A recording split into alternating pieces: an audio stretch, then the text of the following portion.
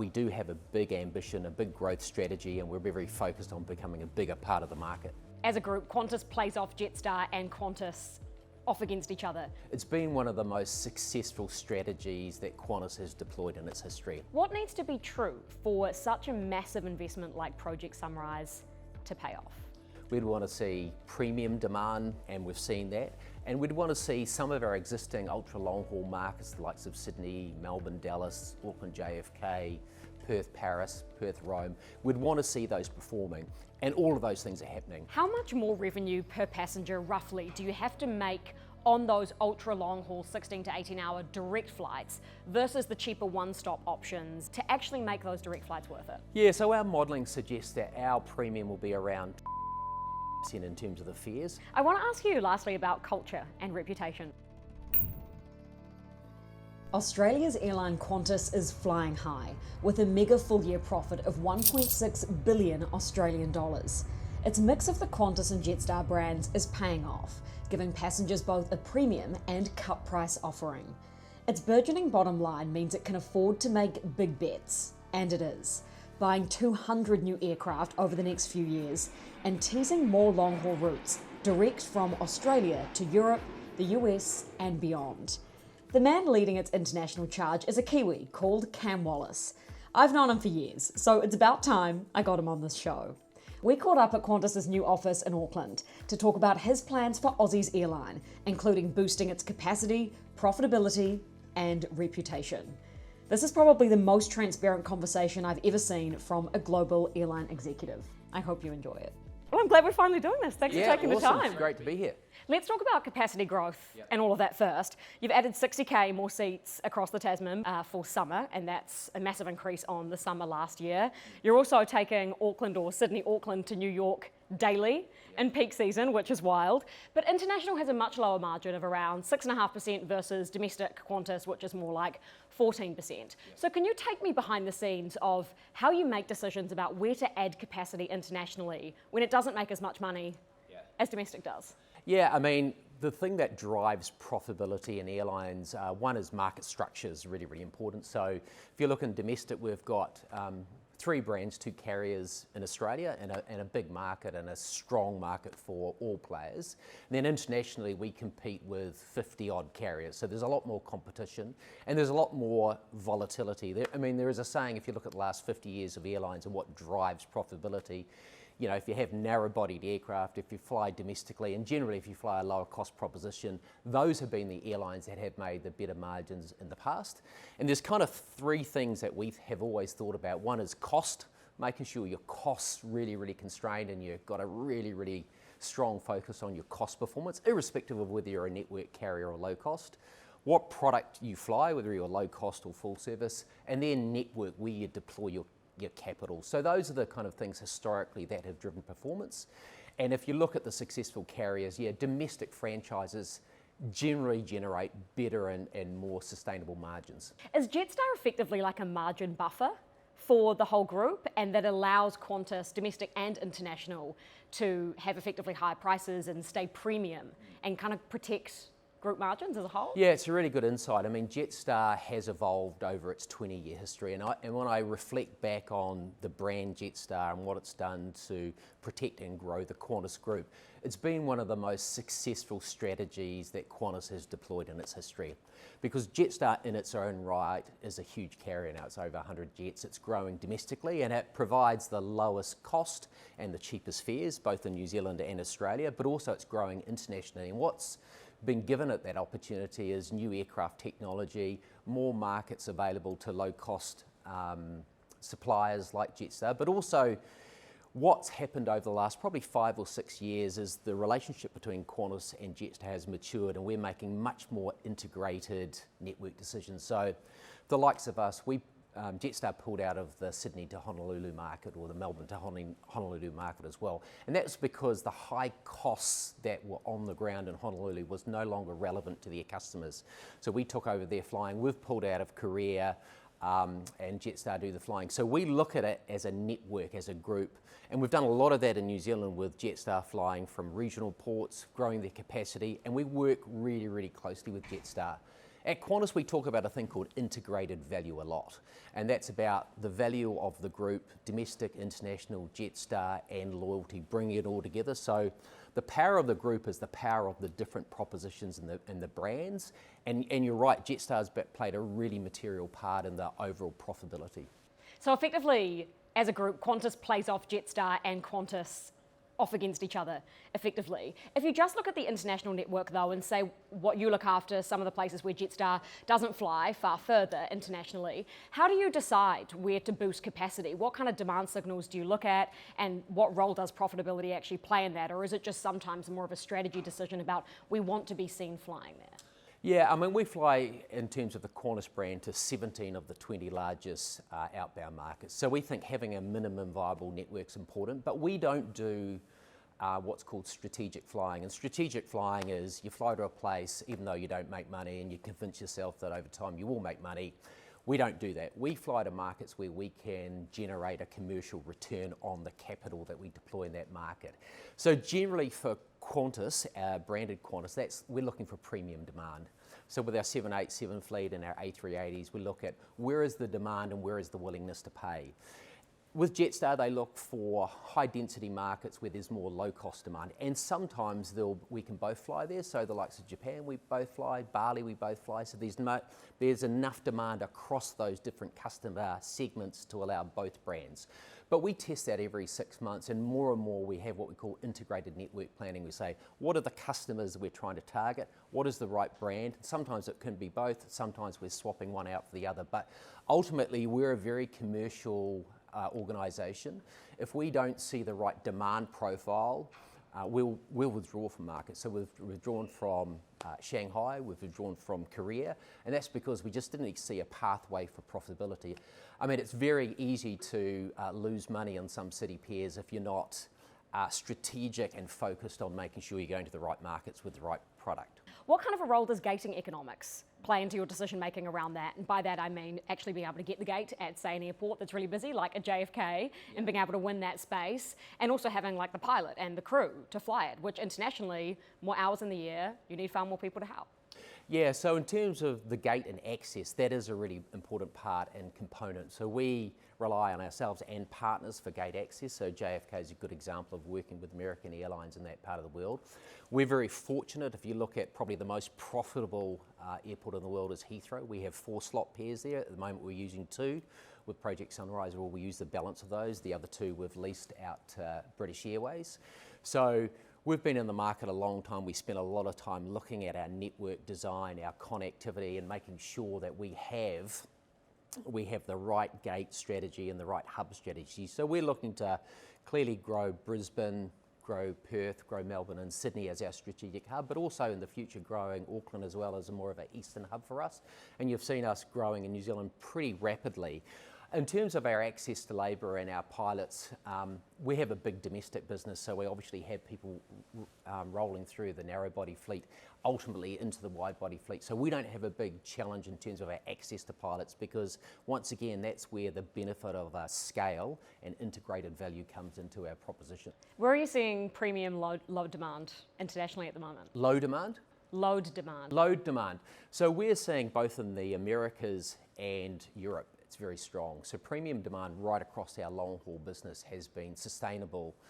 And we see Kiwis and Australians really driving a preference to travel. So they're taking their discretionary income and they're spending it on travel and experience. And we thought probably 12, 24 months after the COVID revenge pent-up travel period that there would be a kind of a flatlining of demand and demand would equalise. But we've really seen people choose travel, want to go and see friends and family, wanting to experience travel, not only long haul but short haul as well. But we've seen Europe be very, very strong, and also broadly the Americas be strong too. So those are 2 core markets for us, so it's important for us that they perform. Is there anything within Qantas's control that you can do to influence international premium demand? Can you boost the premium mix in cabin? Can you toy with the gamification of loyalty points and make the in-flight experience better? How are you thinking about things that you actually can do to boost that? Yeah, so when we look at our network plan, we see where we have strong outbound demand. So clearly Australia is our core market where our loyalty program really has the strive factor for our customers. And we've got a big base of loyalty customers who have a willingness to pay a premium on Qantas. So that's important as you design the network.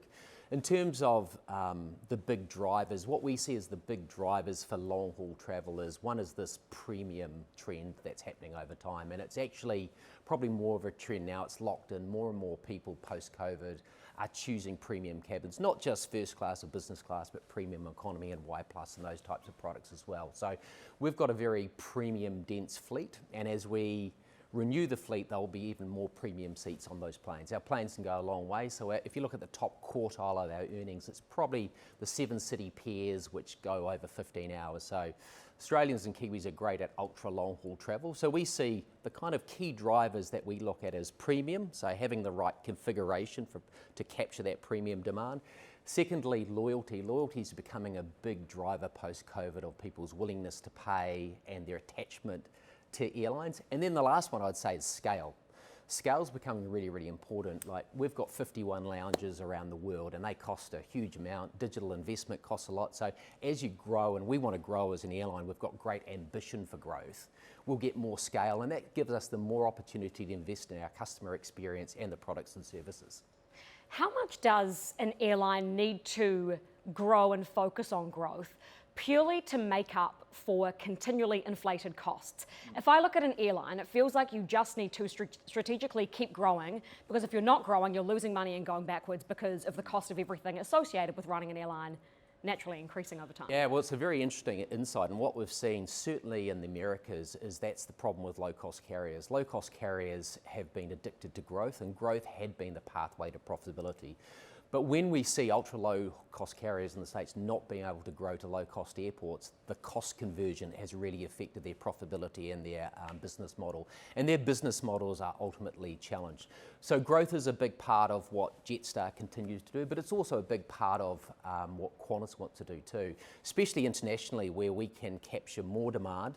Australia is a very strong inbound tourism proposition, so we think we can build our tourism proposition as well. So, but growth ultimately puts downward pressure on what we call CAS, or the cost per available seat kilometre. So we're always very focused about how we can get scale and growth into our business. And if you look at Project Sunrise and the new A350 fleet, those 12 aircraft are all pure growth. So we do have a big ambition, a big growth strategy, and we're very focused on becoming a bigger part of the market.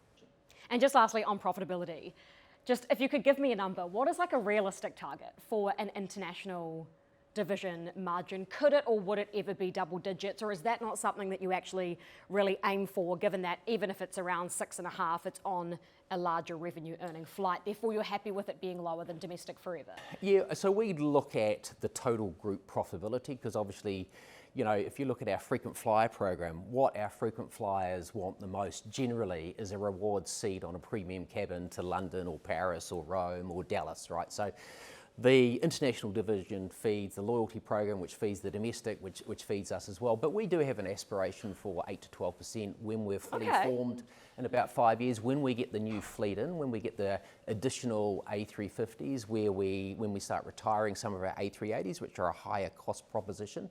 So we think in the future we've got a sustainable double-digit margin in international as well.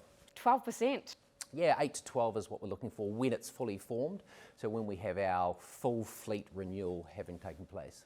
If that happens, we will absolutely do an interview again, Cam. I look forward to that. I would have aged by then. All the work that you're putting in to get to the 12, Yeah, it'll hurt. One New Zealand cares as much as I do about connecting businesses with their customers, each other and the world. They've invested in some of the best technology on offer, from cybersecurity to cloud storage to mobile and data coverage, including from space. One New Zealand CEO Jason Paris cares so much about connecting Kiwis, he even answers customer queries himself online. How do you have time for that, JP? I love being everyone's personal account manager. It is a massive commitment, but I enjoy it because it's the only way I can truly understand what's going well and not so well within the business. Tell me a story about a connection that you've made while leading One NZ. I can't go past our connection with SpaceX and of course Starlink. So increasing coverage across all of Aotearoa by using space technology direct to your mobile phone means huge productivity and health and safety gains for the country. AI is the next generation of technology hitting us fast. Our aim is to be the most AI-enabled telco on the planet. We're working with a whole range of partners globally to make that happen. Again, massive productivity gains for our business and for our customers, and we think it's the next growth industry opportunity for New Zealand. But to leverage the AI opportunity in front of us, we need a world-class connection. One NZ is here to help you on that journey. I do want to talk to you about the fleet renewal. 200 new aircraft on order. As you mentioned, some of those have already arrived, those A350s beginning soon for Project Sunrise. Talk me through the unit economics of such a massive investment. I know that it's probably a slightly delayed investment and it has been required for some time, so I'm keen for your thoughts on that. But how much better is it to effectively fly newer aircraft? How much more cost and fuel efficient are they? Talk us through the well, we're the very numbers. fortunate because Jetstar actually have a very young fleet, and they have had their fleet renewal going on for many, many years. So we've had the opportunity to look at their business and see the really positive impacts on their margin performance, their profit performance, but also more than that, the customer experience and the staff engagement. Because airline people, what they want more than anything else is new shiny planes. And it's So do passengers, Cam. yeah, that's right. So it's a really, really win-win scenario for all of our different stakeholder groups. So you're right. I mean, I think all airlines all around the world have had struggles with getting aircraft and getting capacity back in the market, and it's kind of how you manage that as the test. But for us, now we're starting to physically see at the Qantas brand, we've got 7 A220s flying. We're flying one, actually Brisbane, Wellington in the months to come. We've got, last week we started flying our A321 XLRs, and then at the end of next year, our A350s start coming in. So we've been talking about fleet renewal for some time. Now we're physically seeing it turn up, and once again, that will lower our unit costs, provide a better customer experience, and provide more and more international opportunities, because some of the XLRs can fly to city pairs, which ultimately we didn't have the right aircraft with the right gauge, with the right range. So it provides more opportunity for new markets, much better customer experience, and lower costs as well. What happens to the retired aircraft? Do you financially write them down? Do you sell them? Do you ground them? We own a lot of our aircraft, so we will sell them. Some of them will, depending on how the capacity flows, we'll keep them to test other markets as well. So there's actually quite a few options we have as we retire aircraft. We have bought in additional capacity as bridging capacities. Wet leasing. Yeah, we've got 2 Finnair aircraft flying from Singapore and Bangkok into Sydney. We've got 4 additional Silkair 737s coming into our domestic franchise. So we've been very focused and fixated on making sure our capacity bank is big enough to absorb and grow, even when we've been waiting for delayed aircraft. I know you have ultra long range and long range aircraft in those orders, but I know there's nothing supersonic in there, Cam.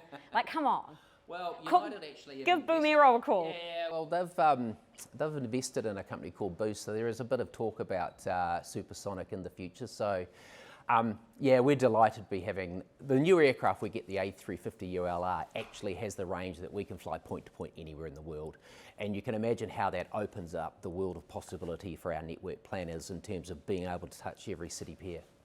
That brings us to Project Sunrise, because those are the aircraft that are going to begin for Project Sunrise and as soon as 2027, is that correct? Correct. What needs to be true for such a massive investment like Project Sunrise to pay off? Yeah, well, first thing, you've got to believe in the demand profile. And, you know, probably 7 or 8 years ago when it was announced, I always look at what tailwinds would we have wanted to see back then before my time at Qantas. To give us confidence in the business case. We would have wanted to see sustained demand, we've seen that. We'd want to see premium demand, and we've seen that. And we'd want to see some of our existing ultra long haul markets, the likes of Sydney, Melbourne, Dallas, Auckland, JFK, Perth, Paris, Perth, Rome. We'd want to see those performing, and all of those things are happening. So we've probably got more incremental confidence in the Sunrise business case than we've ever had before, because we just see people embracing ultra long haul services, those flights that go over 15, 16 hours. We've seen those at the top quartile of our commercial performance, so they are performing well for us economically. And we're seeing customers actually becoming more used to flying for longer distances. So we're getting really good at taking sleeping pills, aren't we? yeah, that's right. Well, hopefully in our suites you won't have to. So we've got great confidence that the proposition is going to be unique, but also what it provides us is something that's really difficult in airlines to get, which is a sustainable network advantage. We've bought these aircraft, no one else has bought them, so we will have a unique proposition for the foreseeable future. We think that gives us great flexibility and more opportunities as well. How much more revenue per passenger, roughly, do you have to make on those ultra long haul 16 to 18 hour direct flights versus the cheaper one-stop options like stopping via Dallas to go to New York or via LA to actually make those direct flights worth it? Yeah, so our modelling suggests that our premium will be around 20 to 25% in terms of the fares. The aircraft has 238 seats. Our 787-9, which is flying from Auckland, New York, has 236. So the capacity is pretty similar. So that's the range of what we expect. Now, it's a smaller aircraft with longer range, and the frequency will be daily to London and New York, for example. So you don't have to believe a lot. The market share shift that we need to gain from other carriers is not great to make the business case work. The other thing is we'll continue to have our one-stop services over Singapore with the A380. We'll continue to have Perth, London, and we'll continue to have our partner capacity with Emirates and our balance of partners. I do want to talk to you about competition and your more direct competition being Air New Zealand and Virgin Australia. Yeah. They are down. I guess you could say they're injured players in the industry at the moment. Air New Zealand, you and I both know, have faced many issues with their engineering, with their engines. They've been forced to ground planes and that's impacted their capacity. Virgin Australia almost went under. It's had to be saved by private equity in the name of Bain Capital.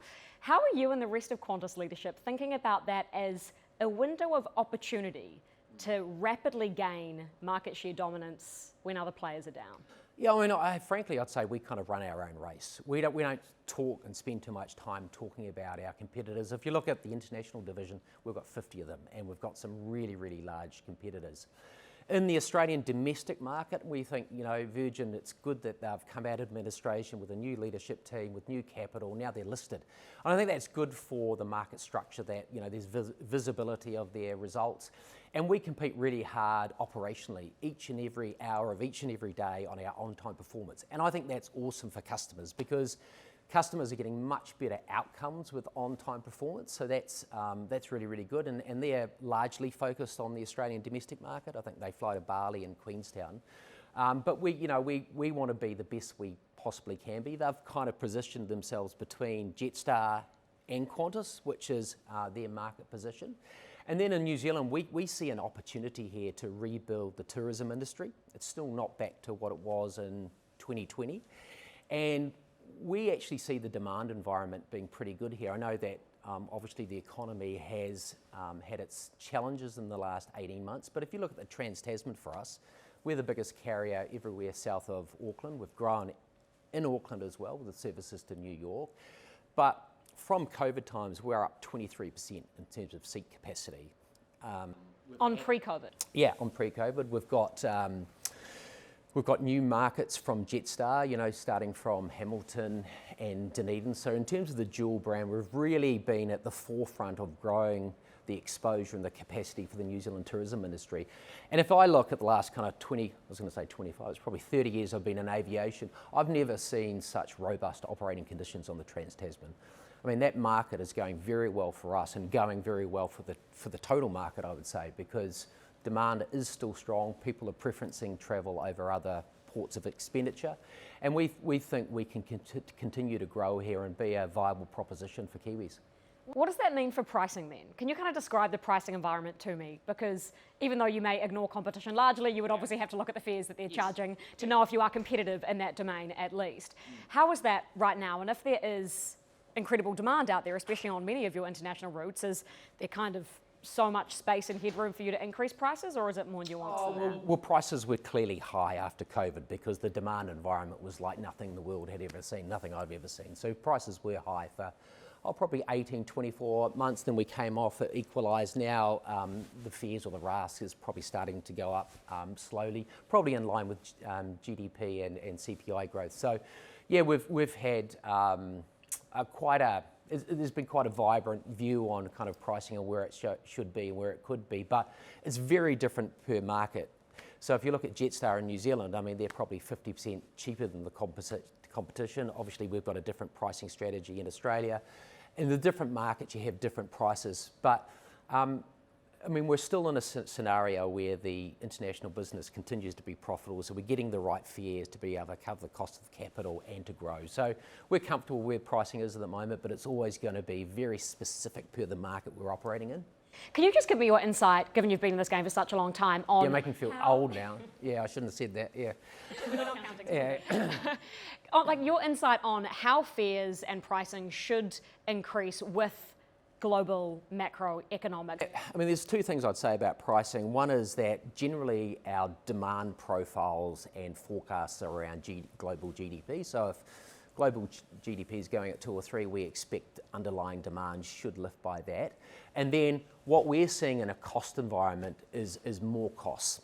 More costs certainly in New Zealand in terms of other costs, airport costs, government imposed taxes.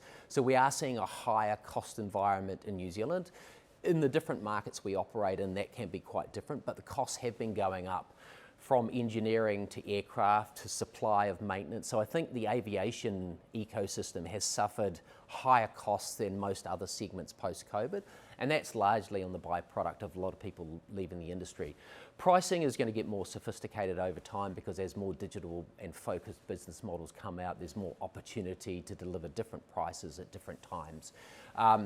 But you know, hopefully the cost environment will equalise, which will then give all airlines the capacity to get more aggressive fares and stimulate the market, because that's what New Zealand needs ultimately, whether it's the cruise industry or the aviation industry, is more focused prices to get more customers and get a more volume game going. Airlines, though, globally are very capital-intensive businesses, and we've already spoken about the costs a little bit. And airlines globally have really struggled to build economic moats, especially without nation-state support. Yes. I know that Qantas has none, which is actually rare in this industry. Many of your, especially international competitors, do. What would your message be to existing and prospective Qantas investors about how much of a handle Qantas as an airline has on the factors within your control and your ability to bring ones outside of your control, potentially within it, to ensure that value at this airline is not ultimately eroded? Yeah, well, I think the investment profile around Qantas has always been centred around our dual brand and market position, and frankly the market structure in Australia. That's our home market, that's where we've got a lot of density, supported by, you know, what I think is one of the world's best loyalty programs. Our loyalty program is amazing, it's got scale, it's got connectivity, people love the points. And then supplementing that is both Jetstar and Qantas flying internationally to markets where we know that we can generate profitable flying and that we know that we can support inbound tourism and actually grow the business profitability. So the integrated value of the group is incredibly important for the investment thesis, as well as our ability to scale. I want to ask you lastly about culture and reputation, because ultimately you are in the services business, Yep. and we know that all of that matters. Qantas has had to pay almost 200 million Australian dollars in fines and penalties in just the past year alone. Despite that, it's given golden handshakes to executives that were in charge of the airline when it was actually breaking the law. As someone who's trying to grow this business internationally and make it more profitable, how much of a distraction has that been to all of that, especially internally, but also externally? I mean, we're focused at Qantas of, you know, making Qantas a great place to work, but also a great place that people can do great work. And we've been focused on our customers and our culture for the last 2 years really, really intently. And we're seeing some great results of that. Our engagement survey, we measure it every 6 months, it was up 7%. Our customer satisfaction, our NPS has been up 10%. So we're never going to finish that job. That job's never going to be done, but we're really, really focused on all of our stakeholders. And what we talk about with our recent results, you know, people talked about the profitability, they talked about the growth, but we talked about the balance. We talked about how we got the balance between our customer experience, how we got the balance between our culture for our employees, and how we got the balance with our commercial results. So a lot of people said, you know, the highlights are the numbers. For us, it was actually about having a better balanced set of results. So around the executive table, and Vanessa's very, very focused on this, as is our new board, is making sure that we get into the scenario where we're managing all those competing priorities in a really appropriate way. We'll never finish focusing on culture. Culture's something that we're very, very focused on, and I think we're heading in the right direction, but frankly, there's heaps of work to do. You were hired when Alan Joyce was in charge. Was it 2023? 23, yes, it was.